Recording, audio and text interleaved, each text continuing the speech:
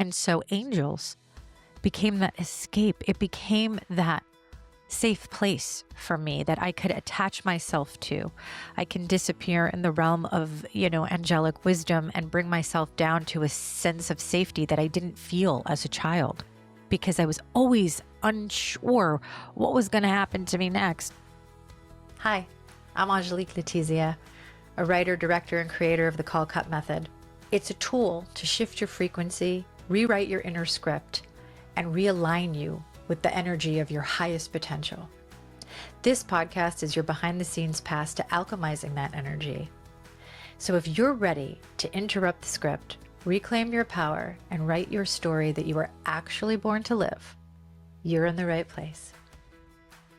Hi, friends. Welcome back to Call Cut with Angelique. I'm Angelique, and today we are going to talk about identity and belief and how the two are intimately intertwined, how beliefs create our identity, and how self-love is the return to home.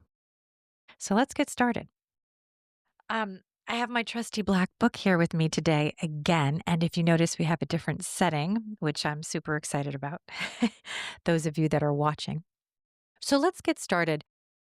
One of the things I've noticed quite a bit in different interactions, online, offline, with different people of different perspectives is many people attach their identity to their belief systems. Now, this is human nature, so it's not something that any of us are exempt from. However, it is a compassion point. And what I mean by that is if we don't understand that most people's identity is attached to their beliefs, whether it be religious, political, family, cultural, then we misunderstand their intention. The first thing we have to understand is how the identity and architecture behind belief. We grow up with a ton of different programming coming at us. We are told from a young age who is worthy of our time, who is not worthy of our time, who we should associate with, who we should not associate with, what religion, what school, what political view we're going to have. These are all things that start to shape our identity. It starts to shape the architecture of who we actually are, the beings that we're going to become, and how we are going to show up in the world.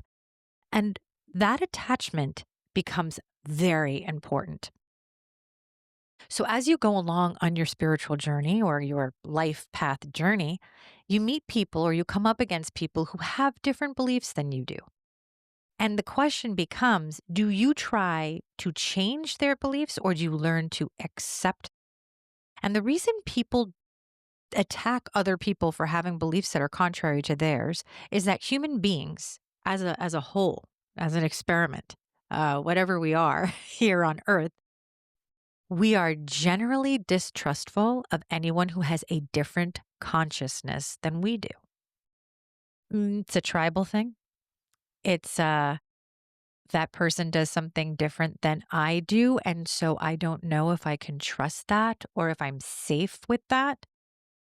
And so when people come up against this battle of wills or this battle of belief, one person is trying to convert another person, or one person is trying to convince another person. And in that little tete-a-tete, you have two people who are defending their beliefs because those beliefs are attached to their identity. And when anything is attached to our identity, we feel threatened. And this can actually cause a panic attack, an anxiety attack. I'm going to give you an example in my own life. I grew up Roman Catholic, right? And I had a very healthy obsession with angels. I loved angels. I loved the mythology of angels. I loved the stories. I had more angel books than one could ever imagine. I couldn't get my hands on enough of them. I had angel cards. I had an angel Ouija board. You name it. If it was angel themed, I had it. I had baby cherubs. I had larger angels. I was obsessed. And what I was ultimately obsessed with the whole angelic realm, was the love and the protection that they gave to humanity. That was the thing that I was really enamored with. And it gave me a sense of security. Now, remember, any of you that have been following me for a while or listening to my podcast, I have mentioned several times that I had a really rough childhood, abusive parent, uh, really toxic familial environment. And this kind of went through as a theme in my life. My stepsister was killed when I was 8 years old.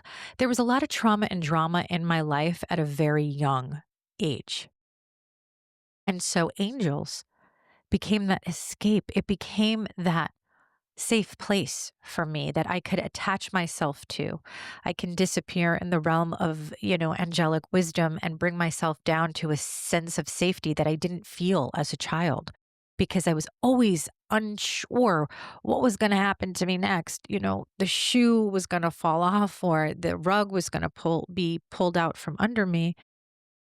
And here I was attaching myself and my safety to this idea of angelic wisdom and the angelic realms. That led me to Doreen Virtue, who at the time was like the mother of angels, right? There's the mother of dragons, and she was the mother of angels.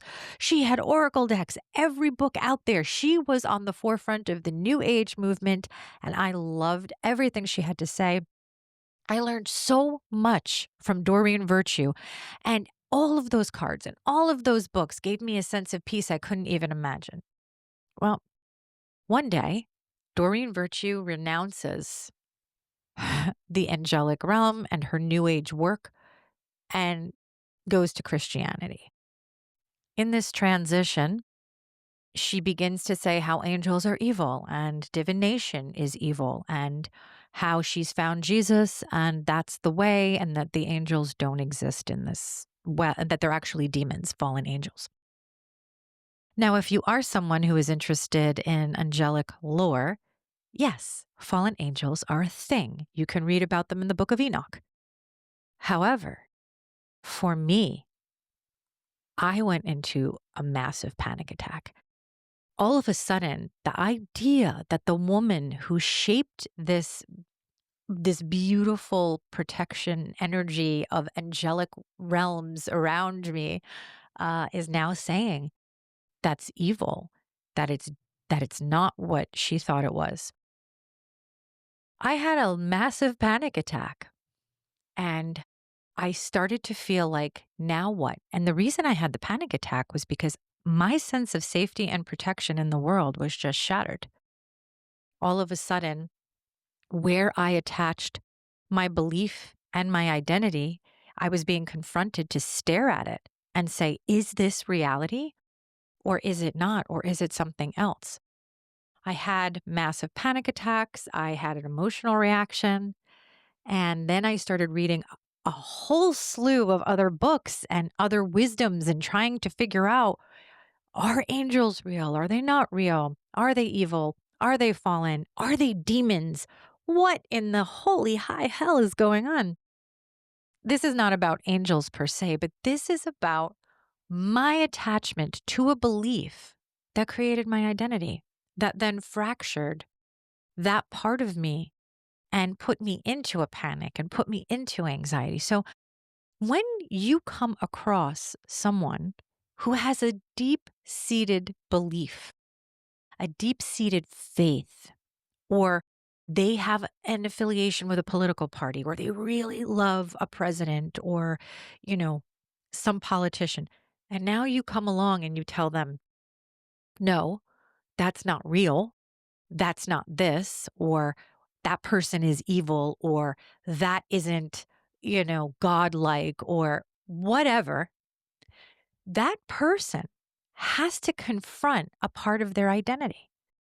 And the part that is hard for a lot of people is if they're not ready to evolve out of that belief system, they are going to get defensive. They are going to get angry.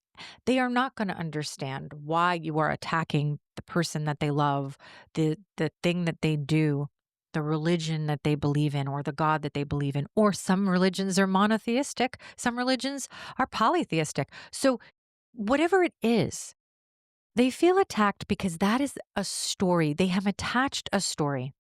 And that story is what is keeping them safe, what is keeping them grounded, and what is keeping them rooted. Now, as we start to evolve on our spiritual journey, we start to realize that there are going to be many messengers. So for me, Doreen Virtue was a messenger, but she was a messenger who evolved on her own journey. And so I don't need to necessarily hold contempt for the messenger, right? Because she shapeshifted into something else on her journey, and that's where she needed to go. But I can appreciate the message.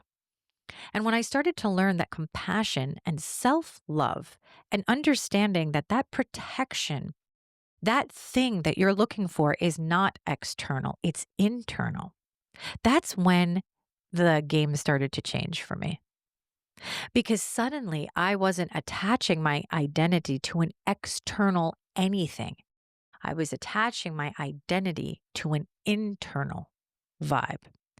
I was starting to look at myself as a sovereign spiritual being, as somebody who can take in multitudes of information across tons of different religions and tons of different theologies. And I can look at all different political views, and I may not agree, but I can accept them and I can have compassion for people who are deeply rooted and identified with that thing. If we are going to elevate frequency and we are going to bring people into the religion of love, which is the divine creative force that flows within all of us and subsequently is then projected through all of us, then we have to get to a point where we understand that these stories that we're running create beliefs. They are created from outdated programming. They are created from a moment in time when you needed something or you didn't know any better because your world was really small. And maybe as your journey starts to expand, your world starts to expand and you suddenly see things from a different lens. Not all people do that. But we do have to understand that if we are going to get to a point where we can look at each other and say, there is a radical self love going on. And in that radical self love, there is radical self acceptance. And therefore, universal love is a byproduct of that. It's a lot easier for people to have different views and different beliefs and different stories. Because doing the work where we change the story to I am safe no matter what, and I am a sovereign spiritual being, or I am perfectly okay accepting people's perspectives. I don't need to agree and I don't need to conform or transform to somebody else's ideology. I can stay firmly rooted in what I believe and what I think and how I feel without necessarily attaching my identity to those beliefs and those thoughts, knowing that at any moment in time, when different information comes my way, or a change of heart or a change of perspective, I can easily shift myself to a different perspective, or I could take in that information and let it sit in my gut and say, does this resonate with me? Why this is important is as we evolve as people, our beliefs are going to change. Our beliefs are going to evolve. And when that happens, we have to be ready to evolve with them. Now, I will say that not every single person that is here walking the earth has a contract that involves evolution through belief. So, this is really for anybody who resonates with the idea that they are ready to change their story or looking for something more, or they're trying to figure out themselves and they're looking within to see why things are happening without.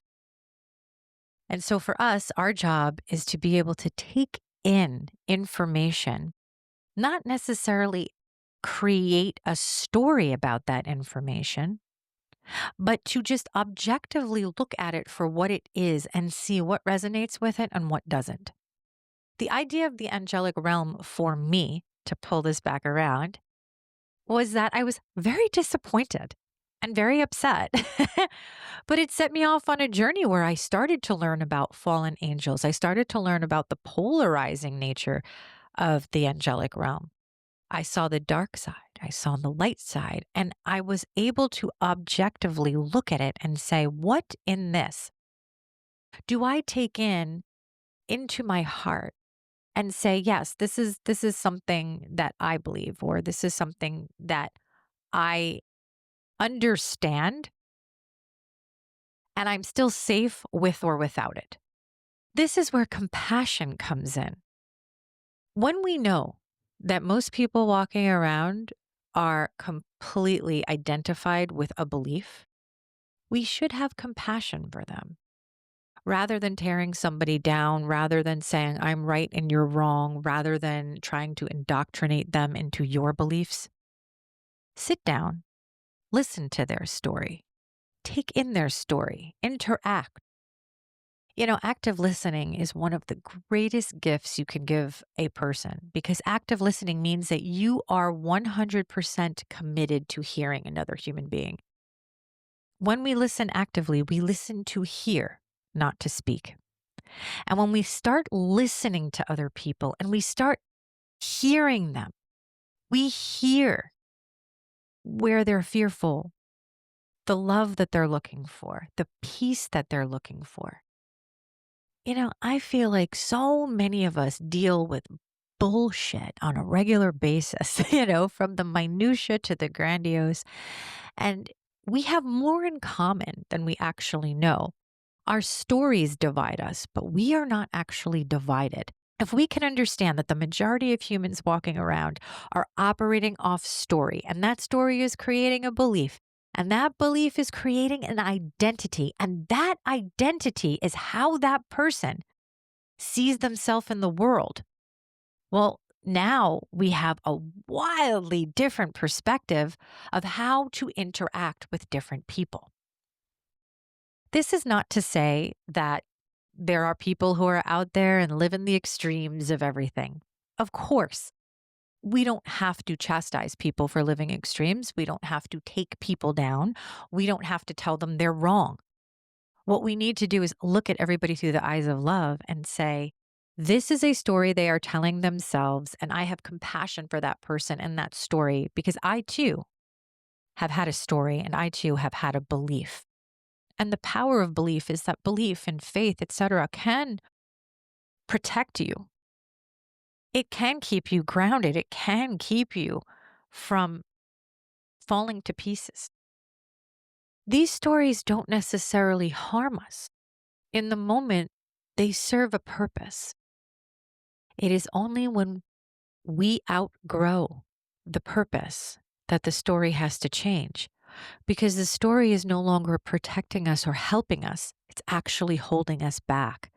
It's preventing us from healing. It's preventing us from moving forward. It's preventing us from forgiving. Whatever that story is, if it doesn't change, if the belief doesn't change, we get trapped in that loop. And then all these beautiful things that we are deserving of get bottlenecked because we're living on a loop and a story that's going around and around and around. So here is a call cut practice for this one. When you meet somebody on the street, when you interact with people during your day, ask yourself, what story are they telling themselves? What are they going through?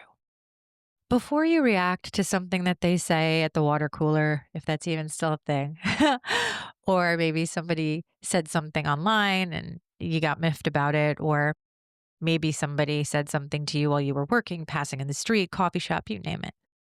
Stop and think for a second. Ask yourself, what are they living through? What story am I living through? Because the moment you can stop yourself and ask, what story are they living through? Is the moment you realize that compassion is what takes us closer to unity. Remember that beliefs can both guide and limit us. They give us structure, but they also give us division. And so we have to be careful. We have to remember that every single human being walking this world has a story, and that story may not be the same as yours. As a matter of fact, you may not understand their story, but it doesn't mean that their story doesn't have a right to be told. And it doesn't mean that your story doesn't have a right to be told. When we can come to that, when we can realize that we are all one in this universal story of mankind, and we are each in our own way this divine spark contributing to this manuscript called the story of humankind or mankind, then we realize that every single person, regardless of how they are and how they operate in life, is here for a reason. And we all have something to contribute to the whole, regardless of what side of the polarity spectrum that we're operating from. Remember, friends, everyone you meet is living inside a story that makes sense to them. You don't have to share their beliefs to honor their humanity. Show compassion, hold peace, and trust that one way or another, we will all find our way home. Thank you so much for joining me on Call Cut with Angelique. New episodes drop every Friday. If you like this content, please subscribe, like, share with your friends. And remember, folks, no matter what life gives you, you must always keep shining.